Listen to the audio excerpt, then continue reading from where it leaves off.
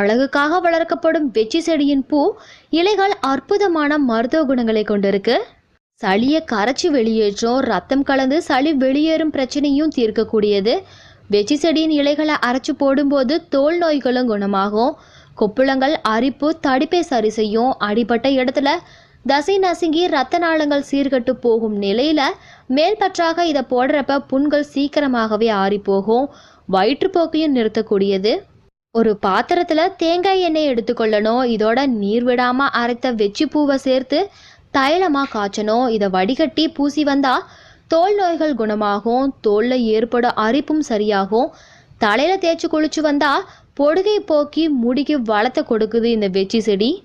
இந்த வெச்சிப்பூ உடல் சோர்வு, காய்ச்சல் போன்றவற்றை குணப்படுத்தக்கூடியது. உடல் அசதி, கழிச்சல், சீத கழிச்சல் ஆகியவை இருக்கும்போது வெச்சிப்பூ தேநீரை காலை மாலை என 2 வேளைகளும் குடிக்கணும்.